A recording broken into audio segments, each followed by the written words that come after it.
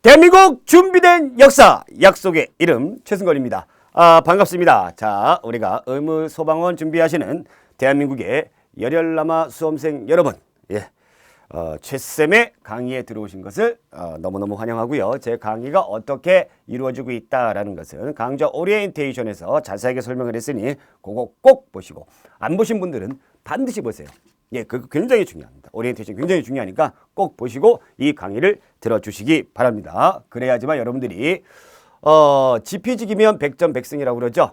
그래서 나를 알고 또 그래야지만 우리가 전쟁터에 나갔을 때 승리를 반드시 할 수가 있습니다. 그래서 무언가 본격적으로 들어가기 전에 우리가 어떻게 예비 정보라든가 이런 것들을 반드시 알고 가는 것이 굉장히 중요하잖아요. 그래서 오리엔테이션 반드시 보시기 바랍니다. 안 보신 분들 그냥 넘어가시면 안 돼요. 나 강의 안 해.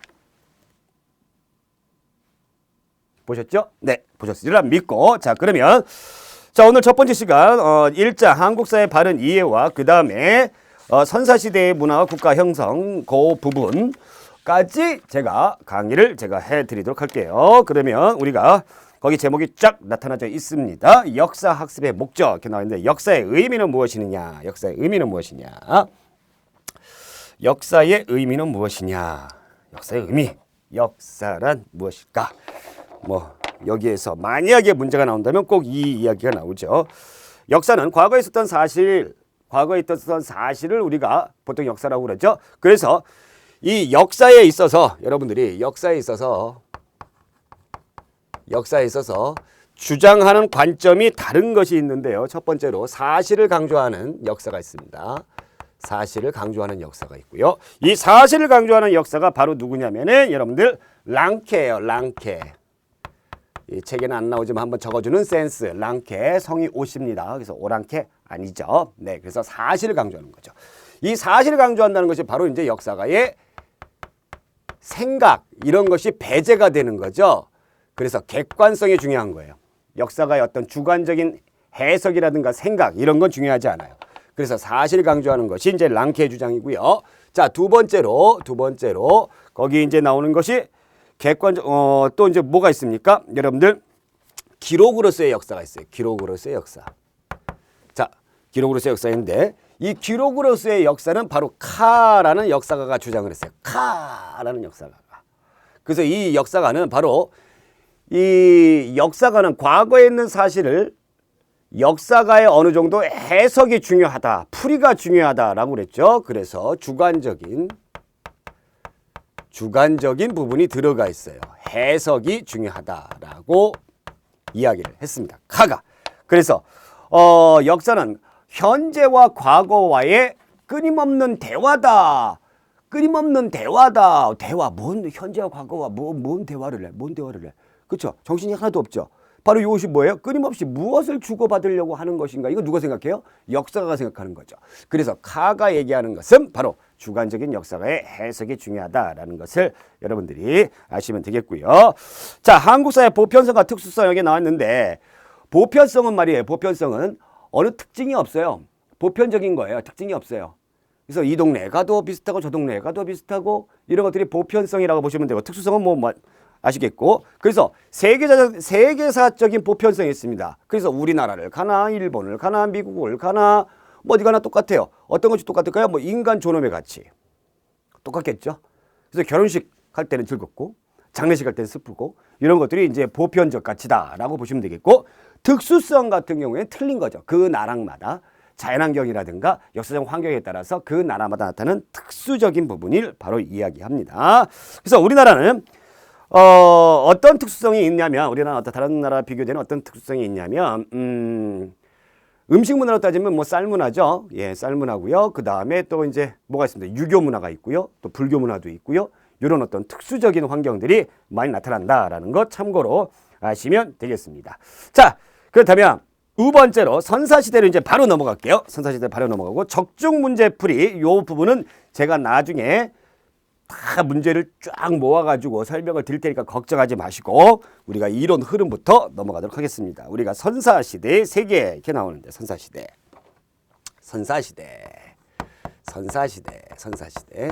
자, 우리가 이제 선사시대 그러면은 역사 이전이다라고 부르는데 보통 이제 청동기 이전에 뭐 구석기 시대, 신석기 시대 이런 원시 시대를 우리가 선사시대 그러는데 인간의 특징을 보게 되면 뭐 직립보행을 한다, 불과 언어를 사용한다, 도구의 제작 사용한다, 사고 능력을 가지고 있다. 이거 뭐 다 아시는 얘기죠. 자, 여기에서 원시 인류 뭐 쭉 보시면 오스트랄로피테쿠스, 그 다음에 호모 하빌리스, 호모 에렉투스, 호모 사피엔스 쭉쭉 이렇게 진화가 되는데, 우리가 현생 인류의 조상, 요거 하나만 여러분들이 아시자고요. 현생 인류의 조상, 현생 인류의 조상이 누구냐? 오스트랄로피테쿠스냐? 우리가 호모 사피엔스예요. 사피엔스 곱하기 사피엔스가 2개. 그 사피엔스예요. 호모 사피엔스가 바로 누구냐면은 바로 크로마뇽인입니다. 크로마뇽인이에요. 이렇게 여러분들이 이해해 주시면 되겠어요. 요거 하나만 기억하시면 되겠습니다. 그럼 그 전에 나왔던 사람들 같은 경우에는 우리의 조상인지 아닌지 모르는 거예요. 예, 모르는 겁니다. 그러나 이 크로마뇽인 호모 사피엔스는 확실히 인류의 조상이구나. 이렇게 여러분들이 생각하시면 되겠습니다. 아시겠죠? 자, 그러면 이제 신석기 문화와 청동기 문화명의 탄생 이렇게 나오는데 요 부분 잠깐 넘어가고요. 왜냐면 이제 뒷부분에서 또 다뤄지니까. 자, 우리 민족의 기원에 대해서 한번 보겠습니다. 우리 민족. 세 번째로. 우리 민족은 어떻게 구분되느냐? 우리 민족은 어떻게 이제 구분이 되느냐? 자, 인종상으로는 어떻게 되고요? 자, 인종상으로는 어떻게 되고, 그 다음에, 어족이 있어요. 어족. 그럼 말하는 걸로 이렇게 나눠지는데, 인종상으로는 당연히 뭐예요? 황인종이죠? 예, 황인종입니다. 황인종이에요. 당연히 황인종이에요. 네, 황인종. 그렇죠. 자, 어족으로는 뭐냐면 알타이 역입니다. 알타리아가 아니라 알타이 역이에요. 알타이. 자, 이 알타이 역에가 이제 어떤 그 특징이 있냐면요. 우리나라, 그 다음에 일본, 그 다음에 저쪽 몽고, 예, 그 다음에 또 이제 투르크 계열, 그래서 터키 쪽, 이쪽이 이제 우랄 알타이 역이에요. 자, 그러니까 중국하고는 좀 틀리죠. 이런 어떤 특징을 가지고 있다라는 거 알아두시면 되겠습니다. 자, 그럼 이제 본격적으로 우리가 구석기 시대부터 들어가기로 하겠는데, 우리나라의 구석기 시대부터 들어가는데, 자, 구석기 시대는 크게 뭐 차이가 있는 것은 없어요. 크게 공부하실 필요는 없다라는 거죠. 자, 우리나라는 언제부터 시작되었느냐? 한반도의 구석기가 언제부터 시작되었느냐? 한반도의 구석기가 약 70만 년 전부터, 너무너무 오래됐죠. 70만 년 전부터 시작이 됐습니다. 70만 년 전부터 시작이 되었다라는 얘기죠. 거기 보시면 전기 구석기 때는 한 개의 석기를 여러 용도로 사용하고, 중기 구석기 때는 뗀 석기를 잔손질하고, 후기 구석기 때 같은 경우에는 같은 형태의 여러 개의 돌날 격지를 사용했다. 이렇게 쭉쭉 나와 있는데, 요거를 이제 제가 한번 설명해 드릴게요. 구석기 시대 때의 대표적인 도구는 뭘까요? 바로 뗀석기예요. 자, 뗀석기인데 요 뗀석기가 두 가지로 구분이 됩니다. 만약에 난이도가 있게 나온다면 요 뗀석기를 두 가지로 구분하실 수가 있어요. 이 뗀석기가 초기 때는 어떤 형태로 되느냐? 그냥 한 가지만 나타나요. 한 가지. 딴 거 없어. 한 가지로 이것도 사용하고 저것도 사용하고 이렇게 사용한 거죠. 자, 그러다가 후기로 가게 되면은 용도별로 달라집니다. 용도별로 뗀석기가 있는데, 특히 용도별로 어떻게 되냐면 이음격, 거기 나와 있죠? 뭐라고 나와 있어요? 돌날 격지를 이용했다라는데 이음도구예요. 이음도구를 이용했다. 그래서 이렇게 뗀석기를 말이죠. 서로 이렇게 날카롭게 해가지고 서로 이은 거예요. 이어가지고 이렇게 사용하게끔 해놨다. 그래서 대표적인 이음 도구가 여러분들 쓴배찌르기예요. 쓴배찌르기. 자, 요거 정도 알아두시면 되겠습니다. 아시겠죠? 자, 그래서 거기 보시면은 구석기 시대의 상황에서 도구에서 쭉 나왔는데 주목, 도끼, 뭐 찢게, 뭐 긁게, 밀게 쭉쭉쭉쭉 나와 있는데 뭐 그냥 약간의 이름들이 구석기 시대답게 무식하죠. 자, 근데 쓴배찌르게 정도 알아두시고, 자, 이 구석기인들의 생활에 대해서 한번 볼게요. 생활. 자, 생활은 무슨 생활일까요? 무슨 생활일까요? 이동 생활이에요. 이동 생활이에요. 자, 왜 이동 생활일까요? 먹이를 찾아 헤매는 거죠. 먹이를 찾아 헤매요. 그러니까 무언가를 생산하는 그런 어떤 지능을 가지고 있지 못하죠. 그러니까 먹이를 찾아 여기 있는 먹이를 다 먹었으면 다른 동네로 떠나고. 그러다 보니까 집이 필요해요? 집이 필요하지 않아요? 집이 필요하지 않습니다. 집이 필요하지 않기 때문에 어디 살아요? 강가가 아니라 어디 살아요? 동굴이나 집을 지긴 졌는데 잘 짓겠어? 막 짓겠어? 막 짓죠? 그래서 막집에 거주한다라고 보시면 되겠습니다. 이것이 무려 69만 년 동안 한반도에서 69만 년 동안 이루어진 것이다 라는 얘기입니다. 자, 그러면 여기에서 이동생활을 하는데 구석기 시대에 살았던 여기 구석기인들, 한반도에 구석기 시대에 살았던 이 구석기인들을 절대로 우리의 조상으로 보지 않습니다. 왜 그럴까요? 왜 그럴까요? 우리 조상일 수도 있어요. 그런데 우리 조상이 아닐 수도 있어요. 자, 왜 그러냐면 이동생활을 해서 그렇다는 얘기예요. 이동생활. 자, 한반도라고 했습니다만 여기 제가 앙증맞고 귀엽게 약간의 지도를 한번 그려줄게요. 앙증맞고 대충 요 동네에 앙증맞고 귀여운 약간의 지도 여기 이제 일본이 있죠? 네, 얄미운 일본이 있어요. 뭘 해도 얘들은 좀 얄미워, 그죠? 자, 이렇게 있는데 여러분들이 요렇게 전부 다 이 당시에는 육지였다는 얘기죠. 육지. 바다가 육지라면 예, 육지였다는 얘기. 육지. 왜냐면 이때 이제 빙하기였기 때문에 빙하기. 그러니까 이동생활 한다고 했죠.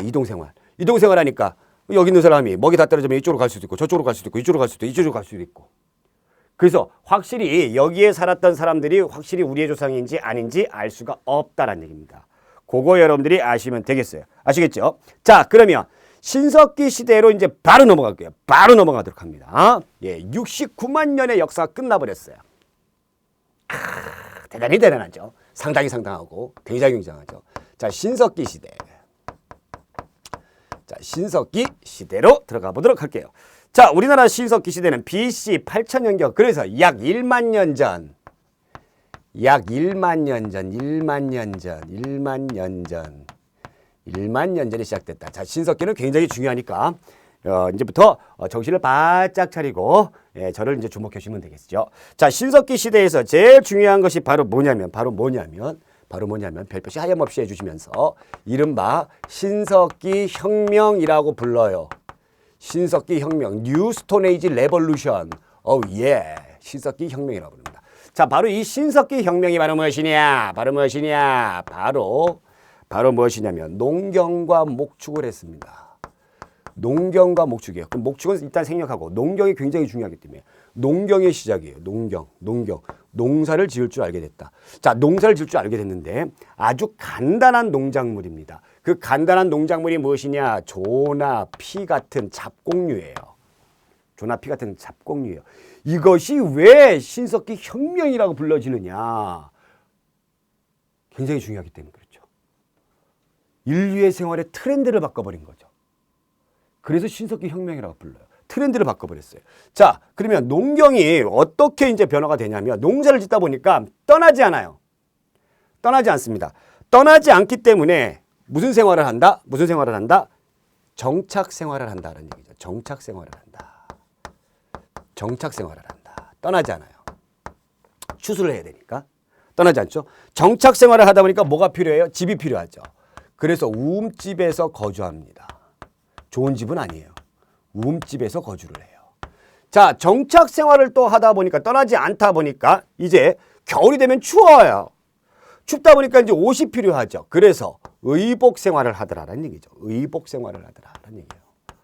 옷이 필요한 거죠. 그럼 얘들은 옷 없었어요? 옷 없었어요? 없었죠. 뭐 옷이 있었겠어요? 없었죠. 추우면 그냥 뭐 짐승의 털가죽 같은 거 그런 거 이제 입고 다니고 그 다음에 더우면 훅 벗고 돌아다니고 그랬던 거죠. 이제 옷을 입었어요. 의복 생활을 했다. 자, 이 의복 생활을 했다라는 것을 우리가 알 수 있는 것이 가락바퀴와 가락바퀴라는 것으로 뭐를 했습니까? 실을 뽑고요. 그걸로 이제 뼈바늘로 어떻게 했어요? 꼬매어서 의복 생활을 했다라는 것을 우리가 알 수가 있습니다. 자, 그러면 이렇게 이제 두 가지가 이제 됐죠. 자, 농경 생활하니까 이런 거 이제 농작물이 생기죠. 자, 이 농작물이 생기면 이거 어떻게 돼야 돼요? 보관을 해야 되겠죠. 그렇죠? 저장을 해야 되겠죠. 저장을 해도 어디다 담아요? 그릇에다 담아야 되겠죠.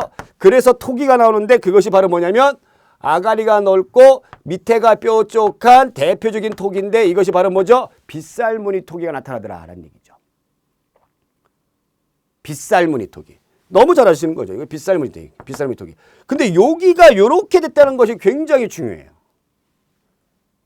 이게 자꾸 자빠질 텐데. 왜 이렇게 됐을까? 그것을 여러분들이 한번 생각해 보시면 얘네들의 어디를 알 수가 있습니까? 주거 지역을 알 수가 있어요. 얘네들의 주거 지역이 어디냐면 잘 세울 수 있는 곳이에요. 그게 바로 뭐냐면 모래가 있는 강가나 해안가에 거주를 했다. 해안가에 거주를 했다. 그래서 여러분들이 요 신석기 시대에 유적지가 나타나는 그 유물이 나타나는 유적지는 여러분들이 약간의 암기가 필요합니다. 약간의 암기. 그래서 이렇게 암기 팁을 알려드릴까? 오신미지 암동 이렇게 외우세요. 오신미지 암동, 오신미지 암동, 오신미지 암동, 오신미지 암동. 이거 외우세요. 시작. 오신미지 암동. 자, 시작. 오신미지 암동. 다시 one more time. 시작. 오신미지 암동. 좋습니다. 자, 그러면 이 오신미지 암동이 뭐예요? 오신미지 암동. 양양의 오산리예요. 오산리가 유적지예요. 시는 뭐예요? 신석기 시대. 미송리, 지탐리, 암사동, 예, 서울의 암사동, 부산의 동삼동. 자, 신석기 시대의 유적지죠. 그래서 이런 게 딱 나오면 아, 신석기 시대의 유적지를 얘기하는구나 라고 여러분들이 아시면 되겠어요. 자, 그럼 다시 이제 이쪽으로 들어가서 움집이 생겼습니다. 움집이 생기면서 사람들이 이제 마을이 모여들게 되죠. 그러면서 그러니까 지금으로 말하면 친족들끼리 모여있는 그래 아주 작은 마을. 그래서 시족이 형성됩니다. 시족 사회예요. 시족 사회. 시족 사회인데 인구가 많고 그렇지 못하다 보니까 어떻게 합니까? 같이 일하고 똑같이 나누어주는. 그래서 평등한 사회가 돼버리더라라는 얘기죠. 평등한 사회. 그럼 이 시족 사회에 족장이 계세요. 족장. 우두머리가 계시겠죠? 그럼 이 우두머리는 강력한 권력자일까요? 아닙니다. 아니에요. 동네 이장님 정도예요. 동네 이장님 정도의 어떤 그런 파워를 가지고 있으니까 파워가 없다는 얘기죠. 예, 없다는 얘기예요. 자, 그러면서 요 사람들이 농사도 짓고 뭐 또 이제 의복 생활도 하고 또 그 다음에 또 이제 사냥도 하잖아요. 고기도 먹어야 되잖아. 그렇죠? 또 강가에 이런 해안가 사니까 또 물고기도 잡아 먹어야 되고 그러면서 늘 먹는 게 걱정이야. 그래서 뭐 풍요로운 경제 생활을 바래요. 그러면서 초창기 때에 원시 종교, 원시 신앙이 나타나죠. 원시 종교라는 거 원시 신앙이 나타나는데 그 원시 종교, 원시 신앙이 바로 무엇이냐? 바로 무엇이냐? 이건 이제 잘 중요하니까 잘 알아두세요. 자, 애니미즘이 나타나고요. 자, 그 다음에 토테미즘이 나타나고요. 토테미즘. 자, 그 다음에 또 뭐가 나타날까요? 네, 샤머니즘이 나타납니다. 샤머니즘이 나타나요. 자, 그러면 이것이 뭐냐? 그럼 이게 뭘까요? 애니미즘, 애니멀이요, 애니멀. 동물 숭배요. 아니에요. 아닙니다. 예? anything, anybody. 그 애니미즘은 바로 뭐냐면 불특정한 거 섬기는 거예요. 그래서 이건 자연 같은 거 숭배하는 거예요. 자연 숭배. 그래서 뭐 하늘이라든가 해라든가 또 뭐 나무라든가 뭐 또 이런 것들, 예, 이런 거 자연을 숭배하는 것을 우리가 애니미즘. 토테미즘이 특정 동물을 숭배하는 겁니다. 호랑이라든가 곰탱이라든가 이런 것들을 숭배하는 걸 토테미즘. 자, 그러면 샤머니즘은 바로 뭐냐면 이 무당이 있는 겁니다. 무당. 자, 무당이 있는 건데 제가 이제 쉬운 표현으로 무당이라고 했는데 자, 요게 뭐냐면 어떤 의미냐면 신과 인간 사이를 연결해주는 매개인이죠. 중간자죠. 중간자가 있으면 샤머니즘이 되는 거예요. 아시겠죠? 요렇게 여러분들이 이해를 해 주시면 되겠습니다. 자, 그러면 제가 이 신석기 시대에 대해서 이렇게 아주 훌륭하게 설명해 드렸는데 잠깐 우리가 교재를 보면서 덧붙이는 내용들을 한번 확인해 보도록 하겠습니다. 신석기 시대의 유물과 유적에서 여러분들 보시면 이름 민문이 두 개 나오죠. 덧문이 두 개 나오고요. 그 다음에 빗살무늬 토기 반드시 알아두셔야 됩니다. 아시겠죠?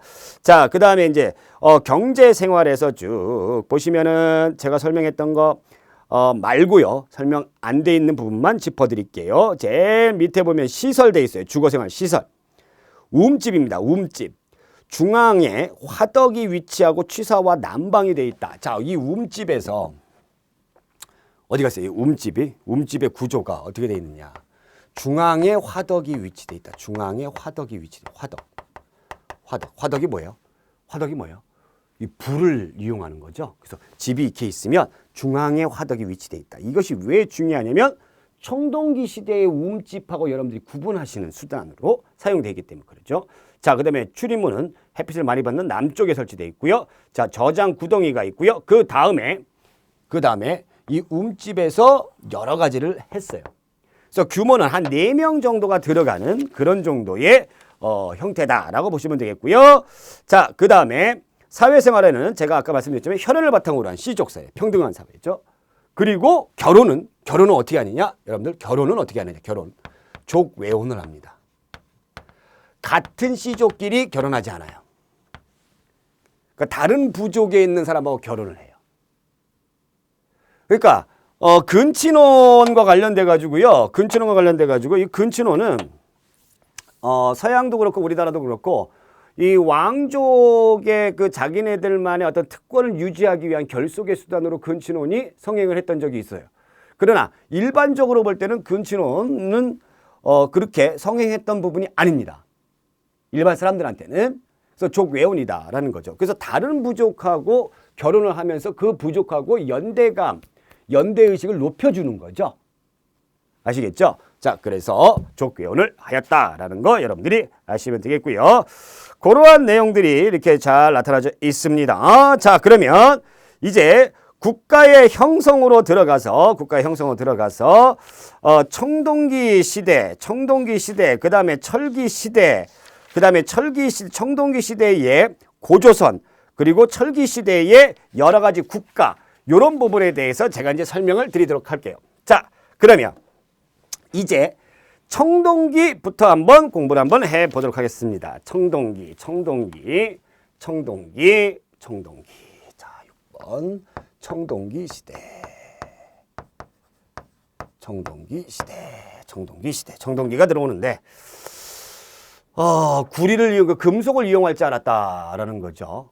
그래서 여러분들 청동기 시대는 우리나라에 약 BC 10세기경 이렇게 되는데 좀 무슨 욕 같죠? 네, 10세기경. 그러니까 지금으로 따지면은 몇 년도 약 3,000년 정도, 3,000년 여년 전에 청동기가 들어왔다라는 얘기죠. 자, 그러면 역시 마찬가지로 이 소중한 청동으로 무엇을 했겠느냐라는 얘기입니다. 무엇을 했을까요? 청동으로 무엇을 했을까요? 이 돌멩이 같은 경우는 여러분들 이게 신석기 시대 때는 도구가 뭐였어요? 여러분들 도구가 뭐였어요? 간석기였죠? 네. 이렇게 갈았던 거예요. 석기를 갈았던 거예요. 어찌됐건 구석기가 됐든 신석기가 됐든 주요 도구는 바로 뭐였다? 돌멩이였다. 석기였다라는 겁니다. 돌멩이다, 석기였다. 근데 이제 금속을 이용하게 됐다라는 얘기예요. 그러면 이 금속으로 무엇을 했겠느냐라는 얘기인데 무엇을 했겠느냐? 우선 무기를 만들었을 것이죠. 대표적인 무기가 바로 청동검이죠. 자, 두 번째로 뭐가 있냐면 주술 제품 또는 액세서리, 장신구로 이용했을 것이다 라는 얘기입니다. 자, 그럼 주술 제품 뭐가 있어요? 방울 같은 것이죠. 청동방울. 막 이러면서 이런 것을 했을 것이다. 그래서 액세서리 막 좀 높은 신분에 있는 사람들은 액세서리 딱 해가지고 이렇게 뽐내고 이렇게 돌아다니는 거죠. 뽐내고 이렇게 막 번쩍번쩍 이렇게 막 닦으면 이렇게. 그죠? 자, 그래서 무기를 이용하다 보니까 이제 뭐가 생겨요? 이제 전쟁이 생기는 거죠. 전쟁이 생기면서 이제 뭐가 생깁니까? 계급이 발생한다는 얘기입니다. 계급 발생이 있다. 계급 발생. 계급이 발생한다. 그 전까지는 이제 평등한 사회였는데 이제 계급이 발생해버리기 시작을 했다라는 겁니다. 이거 여러분들이 아시면 되겠어요. 자, 그러면 여러분들 여기에서 청동은 주로 어떤 층의 도구라는 것을 우리가 알 수가 있어요. 이 청동은 지배층들의 도구예요. 여기 계급이 발생했으니까 지배층들의 도구로 청동이 이용됐다라는 것을 우리가 알 수가 있어요. 그러면 여러분들이 질문 가져주셔야죠. 피지배층은 어떤 도구를 사용했느냐? 청동을 사용하지 못하죠. 바로 뭐예요? 간섭기를 사용했다라는 얘기죠. 자, 대표적인 간섭기가 바로 뭐냐면 반달돌칼이에요. 반달돌칼. 반달 모양의 칼입니다. 반달 모양의 칼이에요. 이렇게 생겼어요. 자, 요거 뭐 했어요? 이거 추수하는 데 이용을 했어요. 추수하는 데 이용을 했습니다. 그래서 여러분들이 이런 전쟁을 하고 그러면서 청동을 기반으로 해서 우리나라에서 최초의 국가가 탄생을 합니다. 그것이 바로 뭐죠? 고조선이죠. 아시겠죠? 자, 청동을 기반으로 했어요. 그럼 아까 이제 제가 말씀드렸지만 요 계급이 발생했다라고 말씀드렸어요. 계급이 발생했어요. 그러면 요 계급이 발생했는데 부족을 이끄는 족장 같은 경우에는 신석기 시대 때에 여기 있는 사람하고는 틀리게 어떤 강력한 파워를 가지고 있죠. 강력한 파워를 가지고 있어요. 그러면서 이 사람이 죽으면 자기의 권력 과시를 위해서 어떻게 합니까? 장례할 때 그 자기 무덤을 아주 거하게 만들어요. 그래서 거하게 크게 만든다 해서 돌멩이가 제일 흔했으니까 거성 문화가 나타나게 되는 거죠. 거성 문화. 대표적인 거성 문화의 유물이 바로 뭐냐면 고인돌이죠. 고인돌. 돌멩이를 고였다 해서 고인돌인데 고인돌의 종류가 두 가지가 있습니다. 북방식 고인돌. 누가 봐도 고인돌처럼 생긴 이 북방식 고인돌과 잘 모르는 사람이 보게 되면 저게 고인돌인지 바위인지 모르는 이런 바둑판식으로 돼가지고 이렇게 돼 있는 남방식 고인돌이 있어요. 우리나라는 고인돌이 굉장히 많습니다. 전 세계에서 가장 많은. 자, 이렇게 해서 거성 문화가 나타나게 되었다라는 겁니다. 자, 요것이 청동기를 이용하는, 청동기 시대를 이해하는 가장 기본적인 핵심이에요. 외울 거 하나도 없죠? 자, 그러면 다시 우리가 교재로 돌아가세요. 교재로 돌아가서, 청동기 시대의 보급, 그런 나오는 부분들 한번 보겠습니다. 유물 볼게요. 유물. 고인돌, 뭐 돌무지무덤, 돌널무덤. 전부 다 돌이죠. 돌. 그러니까 기본적인 생활도구는 거의 다 돌멩이다라고 보시면 되겠습니다. 그 다음에 반달돌칼 아까 제가 말씀을 드렸고요. 그 다음에 청동기 제품으로는 동검이 나오는데 그 대표적인 동검이 바로 무엇이냐? 그 동검이 바로 무엇이냐? 이 동검이 비파형 동검이에요. 그러니까 우리의 전통 악기인 비파 모양으로 생겼다 해가지고 요렇게 비파형 동검이에요. 비파 모양으로 생겼어요. 비파형 동검이 나타나고 뭐 거친 무늬 거울 나타나고요. 자, 대표적인 토기로는 미송리식 토기 이런 것이 있습니다. 그리고 민무늬 토기가 청동기 시대 때의 대표적인 토기로 유명하다라는 거 한번 그냥 쭉 읽어보시면 되겠습니다. 자, 그렇다면 이제 우리가 철기에 대해서 개념을 한번 잡아볼게요. 철기에 대해서 개념을 한번 잡아볼 테야요. 철기. 자, 사실 말이에요. 청동기 시대에도 철의 종류를 알았습니다. 알았어요. 모르지 않았어요. 청동기 시대에도 철의 종류를 알았어요. 근데 왜 철을 사용하지 않았느냐? 철광석을 갖다가 불순물을 제거하고 용광로에서 이렇게 쭉 이렇게 부글부글 어떻게 해야 됩니까? 이렇게 녹여야 되는데 이 철을 녹일 수 있는 그런 기술이 이 당시에 없었던 거예요. 그래서 청동기 시대에도 철을 알았고요. 철기 시대에 들어오게 되면서 청동기와 철기가 공존하기도 한다라는 거죠. 어쨌거나 철은 청동에 비해서 재료도 풍부하고 만들어 놓고 나서 보니까 청동보다 더 강하고 가볍습니다. 야, 철을 이용해야 되겠다. 철을 이용해야 되겠다. 그래서 철을 사용하는데 철기를 사용하는데 철기를 자, 이 철기를 사용하는데 척기가 아니라 철기예요. 예, 철기를 사용하는데 이 철을 가지고 여러분들이 무엇을 했냐면 전쟁을 많이 했죠. 전쟁을 엄청나게 많이 합니다. 더 많이 해요. 이때보다 더 많이. 야, 죽여라, 죽여 막 이렇게 전쟁을 많이 해요. 그래서 요 우리나라의 철기 시대가 들어오면서 전쟁을 하게 되면서 이제 뭐가 되냐면 여러분들 철기를 기반으로 하는 초기 연맹 국가가 탄생을 하게 됩니다. 철기를 기반으로 하는 연맹 국가, 초기 연맹 국가. 여러 개의 부족들이 합해져 있는 연맹 국가. 그 초기 연맹 국가들이 바로 뭐냐면 부여, 고구려, 옥저, 동해, 삼안 이런 국가들이죠. 이런 국가들이에요. 자, 그 다음에 요 당시에 철기를 가지고 전쟁도 했지만 그 다음에 생활도구도 철기예요. 생활도구도 철기예요. 그래서 낫 같은 것이 등장하게 된 거예요. 맨날 반달도칼 같은 돌멩이로 막 일을 하다가 이제 낫 같은 철기로 딱 하던 거 가볍고 더 많이 일할 수 있고 그러다 보니까 생산량이 증대가 됩니다. 자, 생산량이 증대가 돼요. 생산량이 증대가 되면서 이제 직업도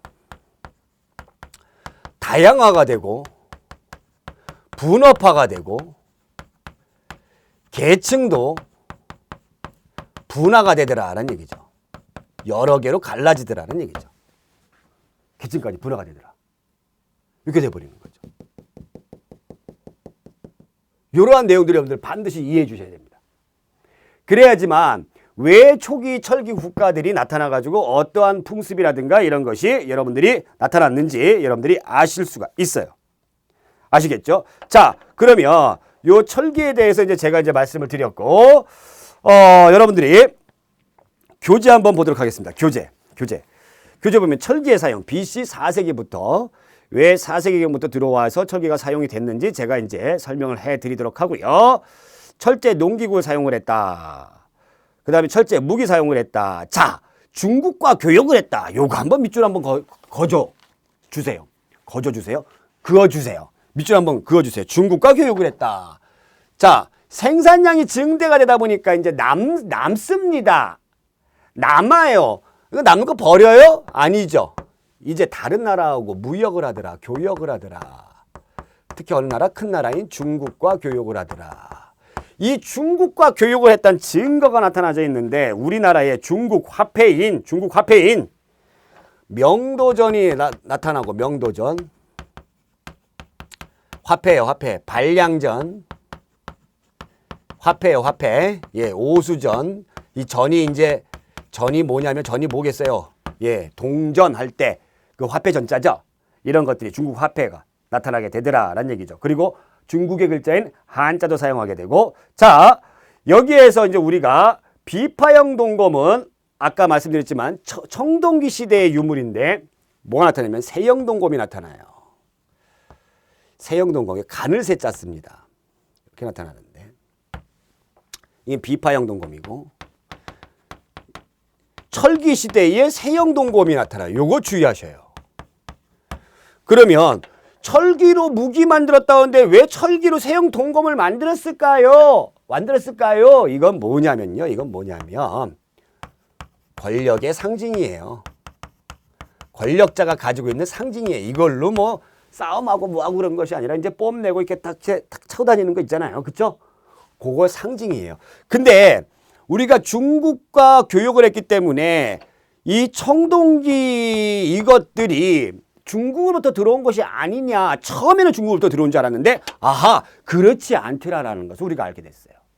무엇을 보고 알게 됐냐면 바로 거푸집이라는 집이에요. 집. 무슨 집? 청동을 만드는 틀이에요. 청동 틀이 발견이 됐어요. 이 세형동검 만드는 청동 틀이 발견이 됐어요. 청동 틀. 아, 그래서 이게 우리나라가 독자적으로 자체적으로 청동을 만들었구나라는 것을 우리가 알 수가 있습니다. 알 수가 있어요. 자, 여기에서 토기는 뭐 다양하게 진행이 되었다라고 보시면 되겠고요. 뭐 점점 시간이 갈수록 토기도 뭐 여러 가지 많이 만들어졌겠죠. 예, 그렇도요.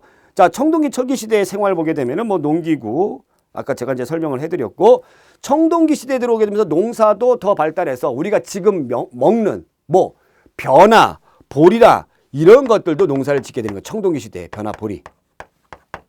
이런 것들이고. 자, 주거 형태 전통적인 배산임수다라는 게 있는데 여러분들 그 배산임수는요. 뭐 옛날도 그렇지만 지금도 그렇습니다. 뒤에 산을 두고 앞에다가 집을 짓습니다. 뒤에 산을 두고 앞에다가 이렇게 집을 져요. 그리고 이렇게 물이 흘러가요. 그래서 요 앞에 물이 흘러가요.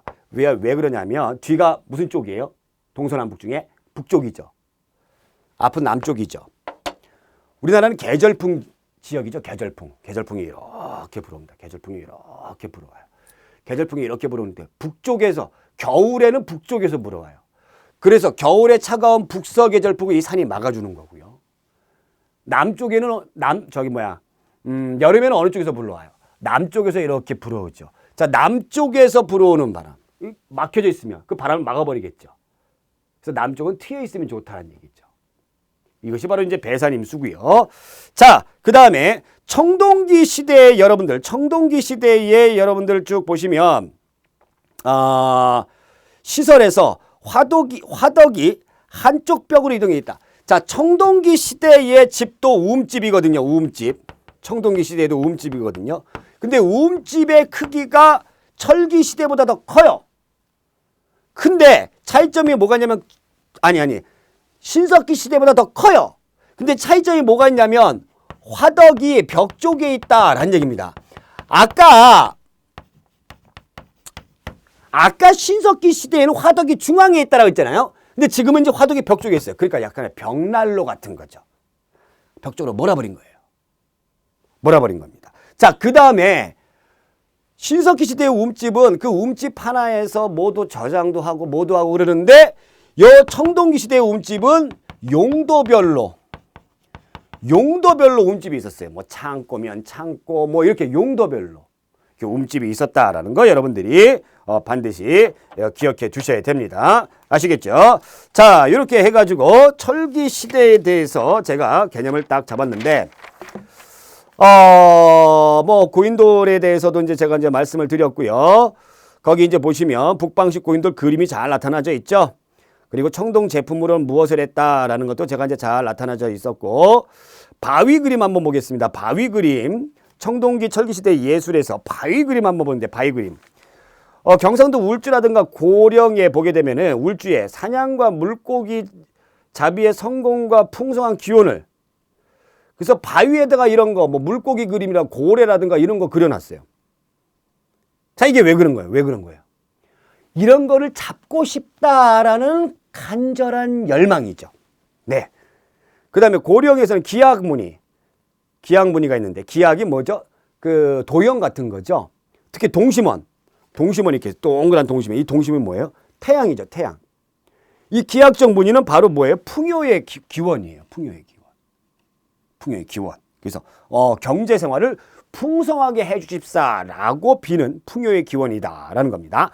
자, 그러면 이제 본격적으로 우리의 역사, 우리의 나라들의 역사에 대해서 제가 공부를 할 텐데 고조선, 그 다음에 여러 나라의 성장, 부여, 고구려, 옥조동의 사만 요 부분에 대해서 이제 본격적으로 들어갈 거예요. 일단 요거 딱 지우고 아주 깔끔하게 다시 들어가도록 하겠습니다. 아시겠죠?